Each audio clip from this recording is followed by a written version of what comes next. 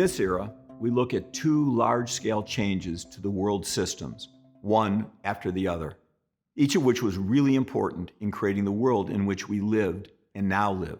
The first change, in the mid-14th century, was to the network that connected Africa, Asia, and Europe, really Afro-Eurasia. Separate from the regional networks in the Americas, the new Afro-Eurasian network broke down because of disease beginning in the 1340s. But then, later, it grew again. In the midst of this recovery, the second change occurred. People from the Afro-Eurasian system made contact with people in the Americas. What followed was the Columbian Exchange, a major change that brought the world's networks together. We often hear that the Columbian Exchange is the world's first global system. Christopher Columbus was not the first person from Afro-Eurasia to make contact with societies in the Americas. But after his arrival, the Afro-Eurasian and American systems began a permanent, sustained relationship for the first time. That's a pretty big deal. But what really changed as a result? How can we understand these changes in the context of the frames? Certainly, we can look at the Columbian Exchange in terms of changing ideas of community. The European entry to and gradual conquest of the Americas permanently put an end to many American communities. These communities, from loose confederations and small egalitarian communities to vast empires like those of the Inca and Aztec, never recovered. We still don't know a great deal about some of these societies and the way they were organized. At the same time, the Atlantic slave trade became a big part of the Columbian Exchange and severely damaged many African societies.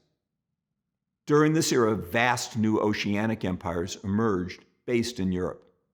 Many of them were run as partnerships between corporations and states, like the Portuguese Company of the Indies and the Dutch East India Company. These same historical processes also dramatically altered global patterns of production and distribution. The new European-based empires in the Americas created new methods to produce the goods they wanted, the transatlantic slave trade and the plantation system.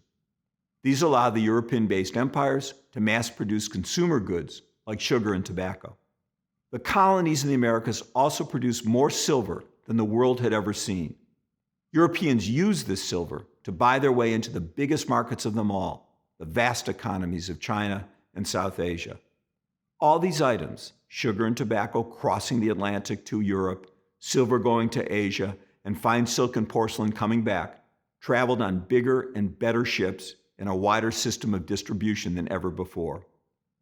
So too did people, not only traders and migrants, but also enslaved people. New banking and finance technologies were developed to pay for these trips. These new technologies, both physical and financial, moved goods and people. They also carried ideas, philosophies, and religions throughout the new global network. Visitors and migrants moved to new areas with their own ideas.